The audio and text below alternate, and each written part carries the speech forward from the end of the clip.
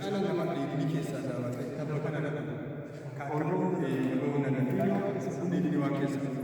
Kaakuu badadadee shoorrootti kan ol bahee haala dhadhamuudhaa hojjetanii iddoo kanatti kaamsan. Detention keessoo kan iddoo kaamsaa jiran. Sababni isaas bilili maanu warra qabaa warra gadi warra gadi adda baasan.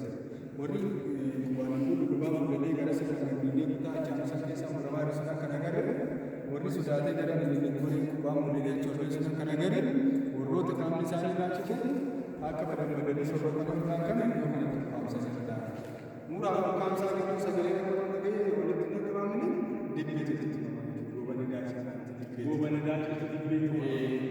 daachifate sirna gadaa keessatti dibbee bakka saddeetti dhaabanii warri shawaatu lamaatu kana kula dirra sinilla akkasii gootanii itti fakkeessan dibbee saddeetti biyyansi isaanii sana booda warri qaamni isaanii laamuudhaan gochaan sirni balleessummaa naannoo sirni yeroo sana kana geggeessee biraa deebi'ee booda Oromoota naannoo kanatti dhuman iddoo laannoo awwaala sasatti jira.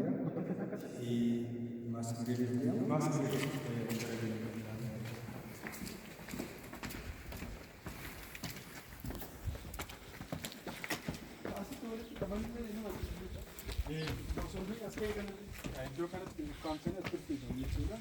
Kan iddoo kanatti deemanii kaasii balleessanii fuudhanii naannoo kanatti deemanii kana booda jedhee harki isaa garraa muran naannoo kana jiraata kan ta'e harki garraa muranii naannoo kana jiraata akka ture manguddoonni maal kan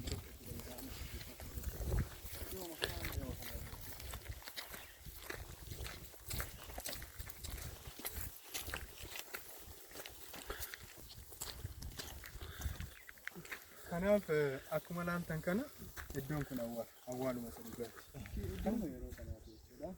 Awwaala sadii jira. Inni kana inni tokko gama jira. Inni lammataa kana sadaffaa garagalcha. Oromoonni naannoo kanatti hafan walitti gurguranii iddoo tokkotti walitti haranii kun mass grave genocide jechuudha.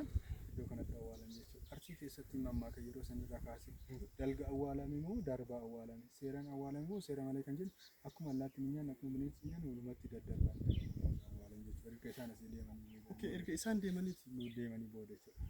Kana malees hallayyaa yookaan jawwee naqanii dhagaatti gangalchanii namoota iddoo ta'e kan seenaa isa kanaaf ragaa kan ta'uu danda'u siidaan kun yoo hojjetamu boorataan yoo lafa qotu lafa bakka hundarraa yoo jechuudha. Bakka manni itti iddoo ijaarsaa kanneen lafi namaa lafa wal burqaatu naannoo kanatti jechuudha.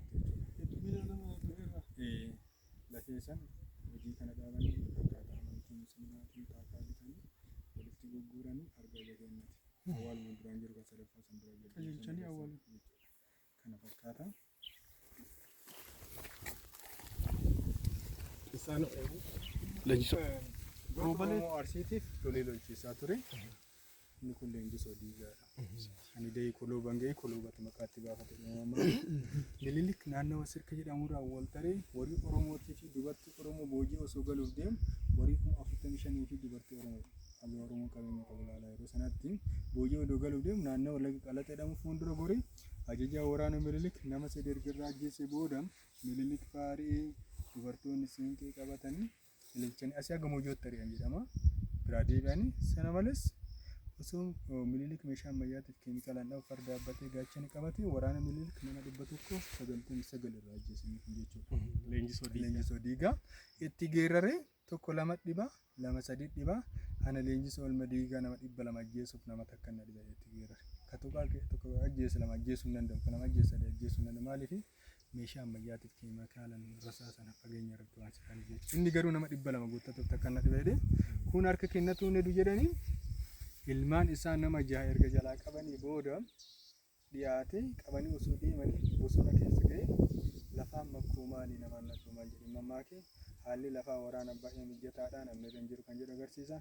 Kun harka kennatu ne jedhanii uffata isaatiirra keemikaala dibanii keemikaalli sun boqoysee foon isaa jijjiirraa jechuudha. Isaan hojjese foon isaa jijjiirse kan obboleessi isaa tokkichi erga waliin maru awwaalee as fi'u bineensi nutti darba obboleessi isaa.